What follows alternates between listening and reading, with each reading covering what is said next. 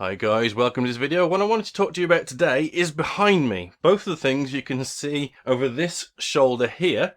And I know what you're thinking, I've shown you the fort before, but what I'm actually going to show you is, well, you can see it there, but I'll go into it in more detail in just a moment.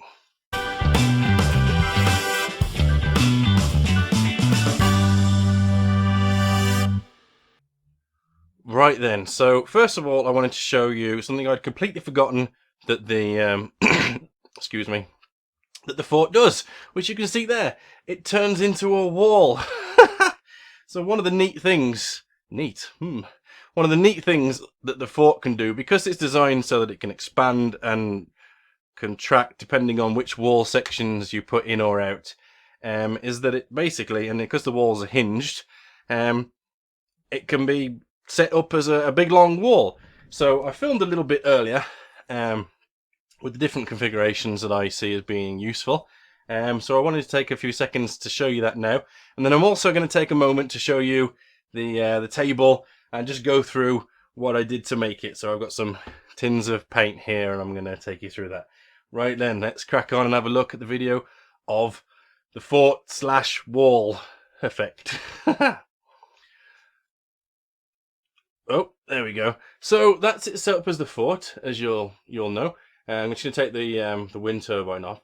So I deattached part of the wall there, and I basically just fold it out like that, and to become straighter, and then those bits there. So what I've set up there is basically a corner of a board effect there. So basically you can have like a corner of a board set up as a base, that sort of effect, with the working gate bit, but more or less. Then I straightened that bit out, and I nipped around the other side of the table, went around the other side and straightened out the rest as well.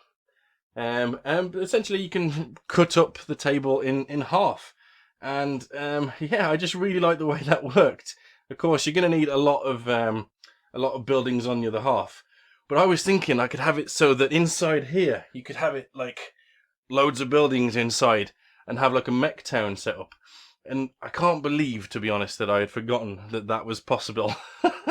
Excuse me. And yeah, I'd completely forgotten that the piece of scenery I had made worked in more ways than I'd remembered. More ways than just a fort. So I wanted to share that with you guys. Sorry, my brain's a bit fried. I'm having the fourth cold and the fourth chest thing in about 4 weekends, so I'm a bit all over the place.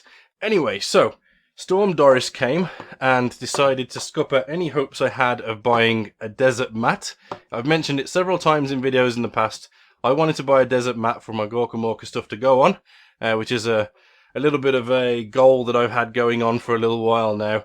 I've given up on that because the tile fell off the roof, hit the ceiling of the roof of the Blam cave, put a dent in it, potentially a hole. I need to contact the company to find out if that's going to rust and cause problems, because basically it's knocked off the paint and the like grit on top of the metal. I need to find out if that's going to rust, if I need to take any measures to fix it. And all the felt came off the top of the shed. So spent some time this weekend putting the felt back on the shed, and I'm going to have to call somebody in to fix the roof on the house. So I've pretty much given up on getting the mat. So to cheer myself up from the cold and the house falling apart and the Blam cave being damaged and the shed falling apart, excuse me. Oh, and the door was ripped open as well, so I've got to do some repair work on the door, which is wonderful. I decided to do a board of my own. So I took my old gaming board. Now, I made myself an old asphalt looking table way back when. Those of you who watch my old videos will recognise this surface. I used to make my videos on this old surface. These are some old loft tongue and groove, very heavy tongue and groove panels, and this is what I used to game on. So basically I used some flexible tiled adhesive, gritty tile adhesive stuff to texture the surface. Then I painted it black and dry brushed it up, and that gives you this lovely like tarmac effect, and that's what I put my city terrain on, or my industrial train as the case may be. So I've set it up here. It's about 5.5 feet. I can't quite fit 6 foot by 4 foot in the Blam Cave, but it's enough. So then I set about making a desert table. Right, so I roll it on white as my base. Turns out I only needed 1 coat, so that was fantastic, nice and quick. Then I went into the shed as I was repairing it, and I found this stuff, which is Conker, some weather shield. It's actually meant for wood and metal. It's gloss, so I am actually going to need to go over that with some something to dull it down, because it's actually a little shiny. I had a chat with Luke from Luke's Affordable Paint Service. Huge thanks to him in figuring out what colour I needed to do for the base. So a link down in the description to his channel. It was a massive help, so thanks very much, mate. I'm not sure if you're going to watch this, but that was a massive help. Thanks very much. Now this stuff, as you can see, is dark. It's very dark. It is also, because it's gloss and it's meant for wood and metal, it's actually really translucent, which you can actually see from what's spilled down the back of the tin there. You can see it's like a wash, the way that it dries. So what I did was, I added some yellow to make it deserty, and I added some white to make it lighter, and then I cut this colour here. Now what I was aiming for was this colour. I had Karen confirm that it was still brown, because I'm colourblind and it could have turned into any old random colour.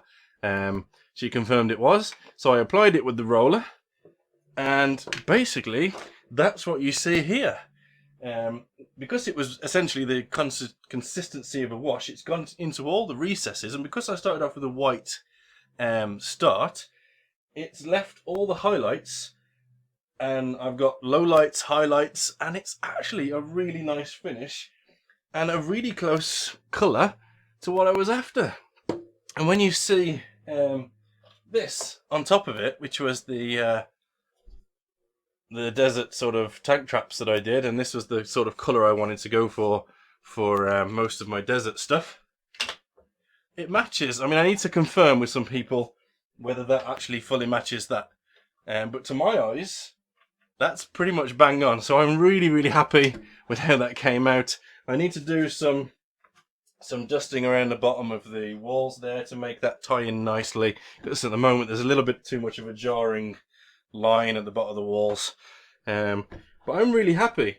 This was left over by the previous owners of the house, and so was that. I have no idea what they painted with that. I mean, that's dark brown, like for wood. It might have been like the banister or something, because that was horrible when we first moved in. But yeah, added a bit of yellow, just a really small amount.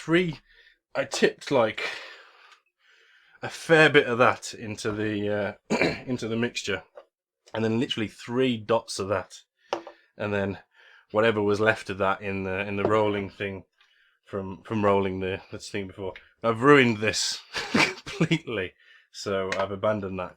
But yeah, I'm absolutely chuffed with how that came out, and it was free. I had the boards from before, they were lying in the shed, and the paint was left over, and I already had the yellow, of course, and everything else was left over. So cheap as chips, which is something I needed, to be honest. And I've cheered myself right up, and I'm chuffed, to be honest. I've now got somewhere where I can put my Gorkamorka stuff and make it look awesome and pretty and lovely. Right. Excuse me. Yeah, I've waffled on for far too long.